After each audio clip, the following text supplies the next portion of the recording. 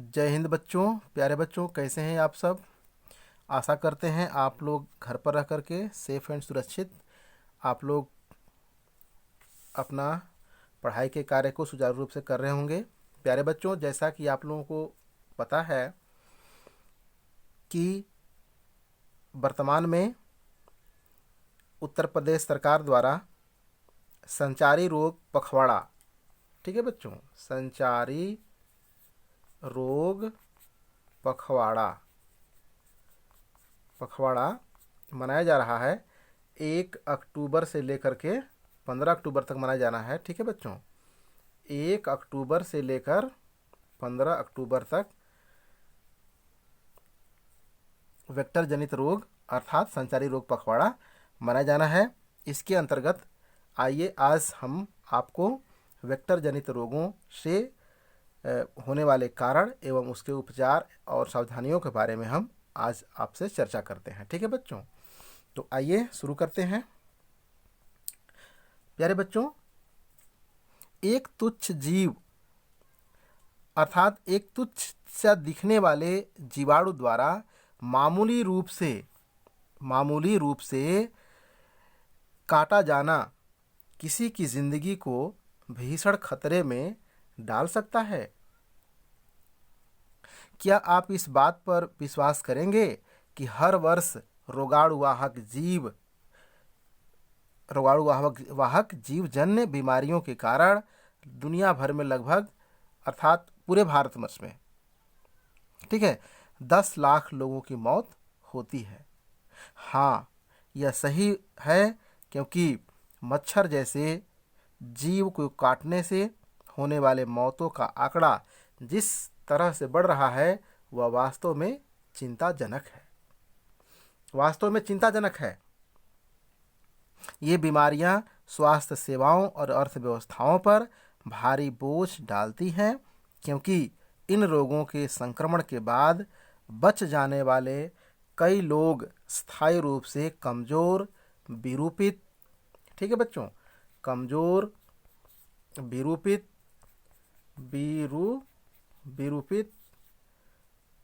ठीक है, विकलांग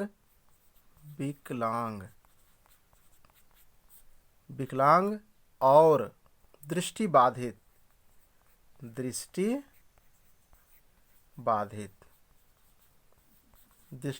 होकर के अपना जीवन यापन करने लगते हैं, ठीक है बच्चों, यानी कि दृष्टि बाधित हो जाते हैं। तो जाहिर सी बात है कि ऐसे रोगों से बचने के लिए हमको हर समय तत्पर होना चाहिए और सरकार के द्वारा जो सूचनाएं प्रसारित की जाती हैं उसको हमको अच्छी तरह से पालन करना चाहिए, ठीक है। तो आइए हम लोग जानते हैं आज वेक्टर जनित रोग क्या होता है और उससे बचने के लिए क्या क्या करने चाहिए। आइए जानते हैं। देखिए, ये सब मक्खियाँ किस तरह से हमारे जीवन को खतरे में डालती हैं। वेक्टर जनित रोग ऐसे रोग हैं जो मच्छरों, ट्रायनोमिन कीड़े, मरुक्षित और मानव आबादी में काली मक्खियाँ जैसे वेक्टर अर्थात रोग जनकों और परजीवी के कारण होते हैं। इन रोगों के वितरण को पर्यावरणीय और सामाजिक कारकों के एक जटिल गतिशील द्वारा निर्धारित किया जा सकता है। आगे है रोग वाहक जनित अर्थात वेक्टर बॉर्न यानी वेक्टर जनित रोगों के लक्षण। तो देखते हैं इसमें लक्षण क्या होता है। रोग की उच्च प्रसारणता अर्थात रोग जो होता है वह उच्च रूप से प्रसारित होती है, यानी कि तेज गति के साथ बढ़ती है। रोग का विस्फोटक अप्रत्याशित प्रसार, यानी कि रोग विस्फोटक तरीके से, बिल्कुल जिस तरह से परमाणु विस्फोट होता है ठीक उसी प्रकार रोग भी पूरी तरह से विस्फोटक तरीके से होती है, ठीक है। आगे है वेक्टर के छोटे आकार और सरासर संख्या की वजह से लचीला नियंत्रण और रोकथाम। तो आइए जानते हैं इसके बारे में। सबसे पहला रोग हमारा है, यह है महत्वपूर्ण वेक्टर जनित रोग है मलेरिया, ठीक है। मलेरिया से हम लोग परिचित होते आए हैं। मलेरिया रोग क्या होता है, तो आइए जानते हैं इसमें। एक एक संक्रमित मादा एनोफ्लीस मच्छर अर्थात मलेरिया वेक्टर के काटने के कारण मलेरिया होता है, जिसके बाद में परजीवी प्लाज्मोडियम के साथ शरीर को संक्रमित कर दिया जाता है। जब जब एक एक संक्रमित मच्छर मानव मेजबान को काटता है, तब परजीवी रक्त के प्रवाह में प्रवेश कर जाता है और यकृत के भीतर सुप्त पड़ जाता है, और परजीवी तब अलैंगिक प्रकार से गुड़ा करना शुरू कर देते हैं,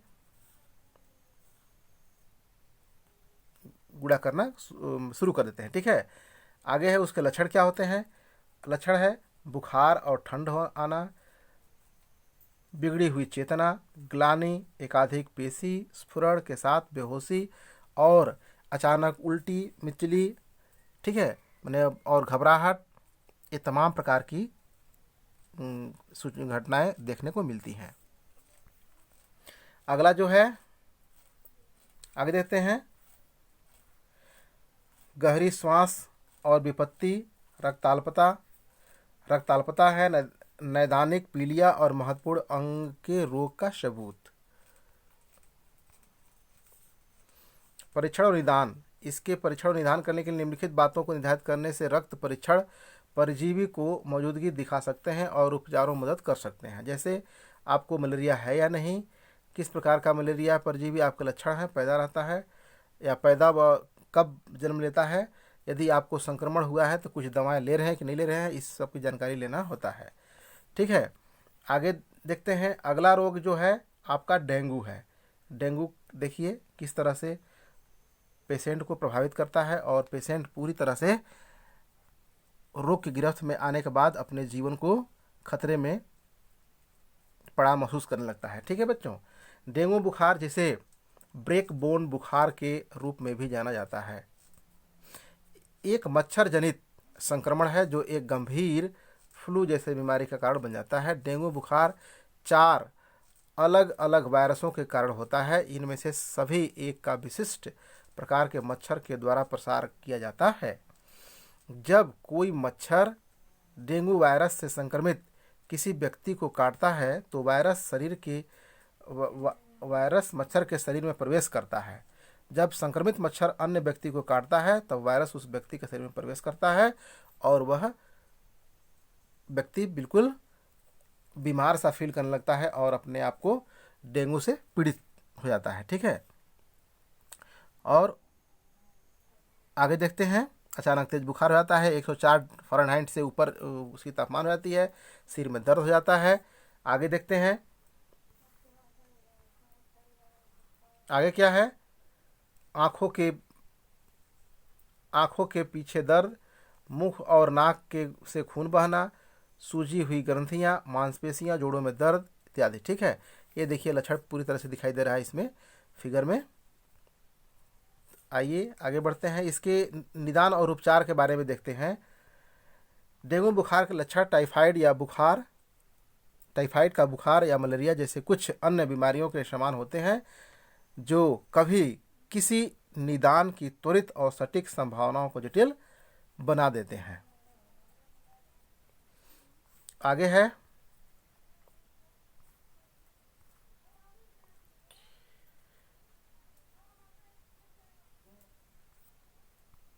आगे देखिए है, एक मिनट सॉरी, अब देखिए यह है मलेरिया के बारे में तो आप लोगों को पहले बता दिए थे, डेंगू भी हो गया है, ठीक है। आगे देखिए है चिकनगुनिया, ठीक है। आगे देखिए क्या है चिकनगुनिया। चिकनगुनिया में क्या होता है, देखिए ये दिख रहा है पूरी तरह से फिगर में। आइए, चिकनगुनिया एक वायरल उष्णकटिबंधीय रोग है जो एडीज मच्छर के द्वारा ही संचरित होता है। यानी कि चिकनगुनिया एडीज मच्छर के द्वारा संचरित होता है अर्थात फैलता है। इस रोग को अफ्रीका, एशिया, कैरिबियन, भारतीय और प्रशांत महासागरों के द्वीपों पर पाया गया है। इसके लक्षण क्या होते हैं, आइए देखते हैं। बुखार के साथ गंभीर बीमारी, त्वचा पर लाल चकत्ते और अशक्त करने वाले जोड़ों का दर्द है जो हफ्तों तक टिका रहता है। ठीक ना, यह हफ्तों तक आदमी को परेशान करते रहता है। अगला है बच्चों, आगे है, अधिकांश रोगी पूरी तरह से ठीक होते हैं, लेकिन कुछ मामलों में जोड़ों का दर्द के कई महीने या यहाँ तक कि सालों तक जारी रह सकता है। इसके रोकथाम के लिए क्या किया जा सकता है चिकनगुनिया के लिए, आइए आगे देखते हैं।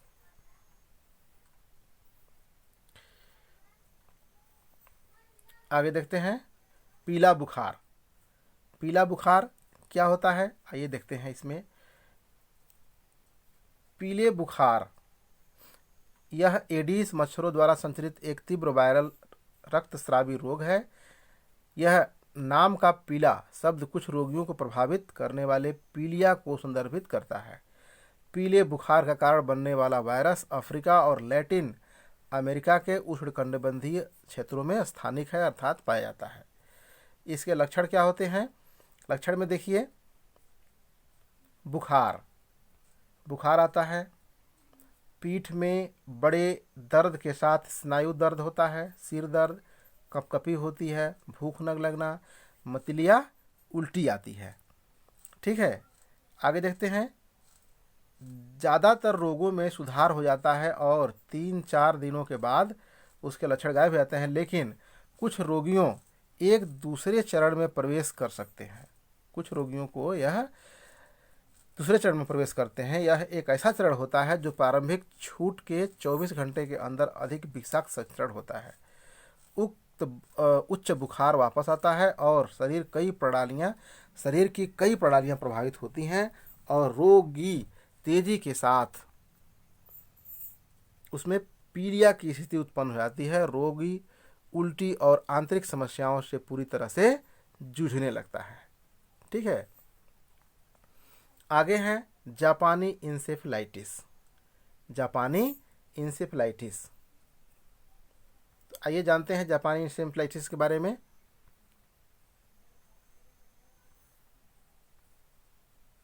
जापानी इंसेफ्लाइटिस वायरस क्यूलेक्स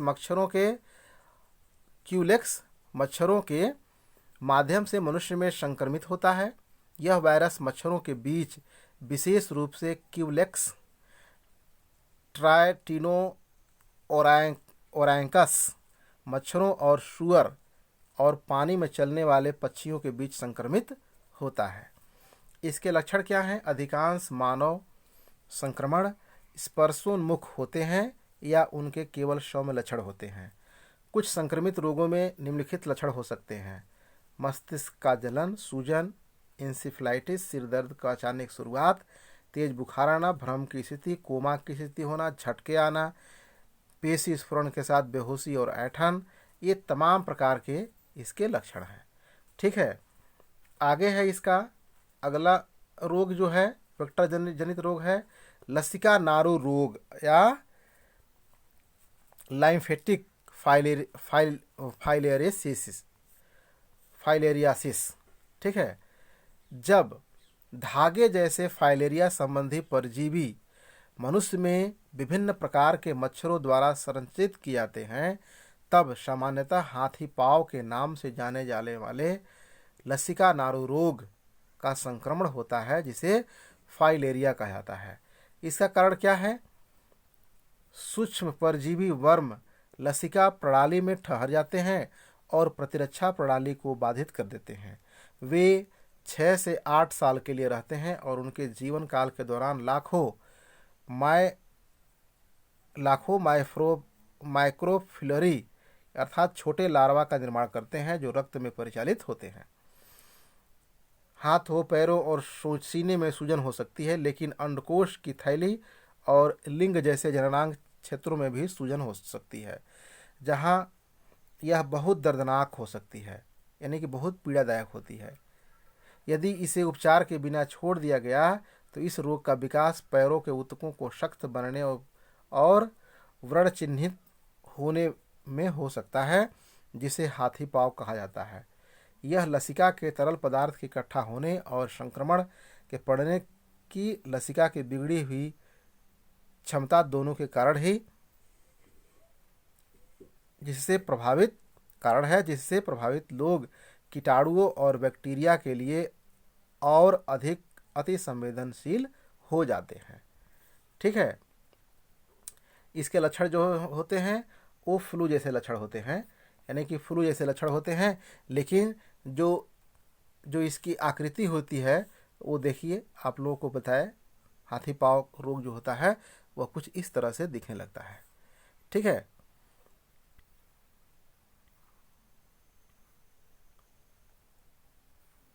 इसके उपचार के लिए देखिए क्या करना होता है। रक्त से परजीवी को साफ करने के लिए आवश्यक है।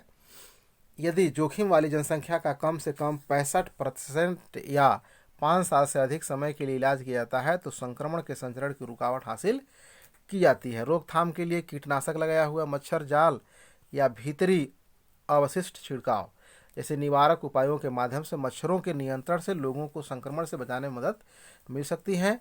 कुछ सेटिंग्स निवारक दवाओं के अभाव में वेक्टर के नियंत्रण ने लसिका फाइलेरिया को समाप्त कर दिया है। ठीक है। आगे देखते हैं वेक्टर जनित रोगों से बचाव के उपाय, जो कुछ सावधानियां हैं जिसको हम लोग इम्प्लीमेंट करके अपने आप को उससे बचा सकते हैं। ठीक है। सबसे पहला है मच्छरदानियों का प्रयोग करना। अगला है घरों के अंदर स्प्रे करना। अब स्प्रे करना मतलब कीटनाशकों का स्प्रे करना, यानी कि जितने भी रोगाणु वाहक जीव हैं उसको मरने वाले जो स्प्रे आते हैं मार्केट में, या कुछ जीवों के लिए जो हानिकारक दवाएं आती हैं उसका स्प्रे हमें घर को अंदर करना चाहिए। ठीक है। आगे है पानी में रसायन डालना। पानी में कुछ ऐसे रासायनिक पदार्थ डालेंगे, पोटास वगैरह, ताकि पानी हमारा शुद्ध रहे। अधिक दूषित पानी पिएंगे तो हम बीमार पड़ सकते हैं। ठीक है। अगला है मच्छर भगाने वाले कॉइल्स, जिसको कॉइल्स बोलते हैं, कॉइल्स और पेपराइजिंग मैट्स का इस्तेमाल करना चाहिए, जैसे गुड नाइट हो या 1-2 हो, इस सब जितने भी मार्केट में आते हैं इन सबों का प्रयोग करना चाहिए। ठीक है। अगला है बच्चों रोगाणु वाहक अर्थात वेक्टर जीवों के बढ़ने पर रोक लगाना चाहिए।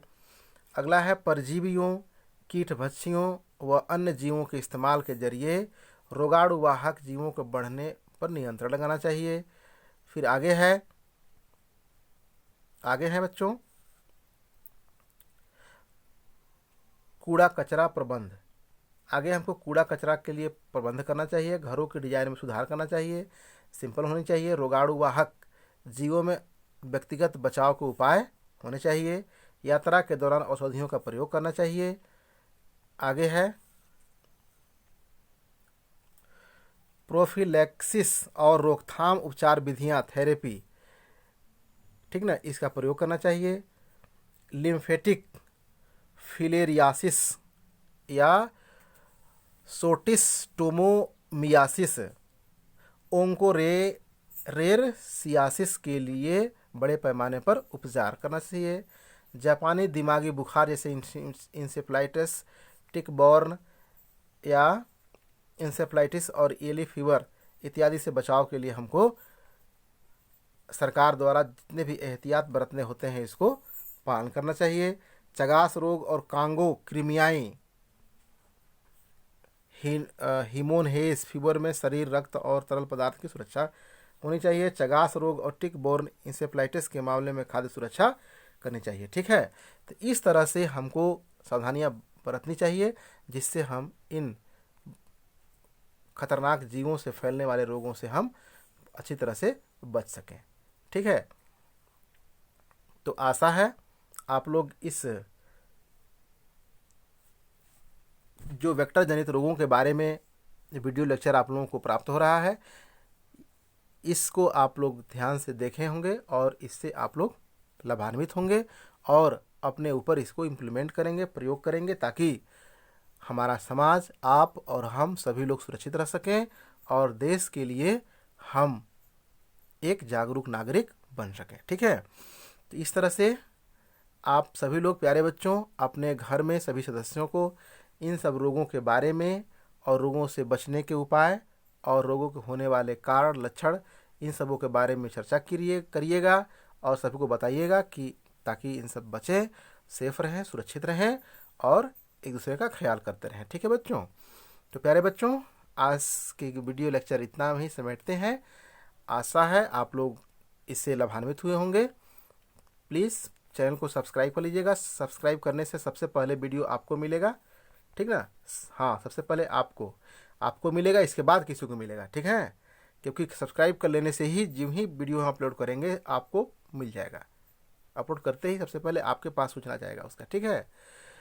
तो प्यारे बच्चों, ये सूचना रहा और किसी भी समस्या के लिए आप लोग 96 95 26 66 18 नंबर पर आप कॉल करके किसी भी समय विद्यालय से संबंधित सूचना को हमसे प्राप्त कर सकते हैं। ठीक है बच्चों? तो आज की कक्षा को इतना भी समेटते हैं। ओके बच्चों, चलते हैं। जय हिंद, वंदे मातरम।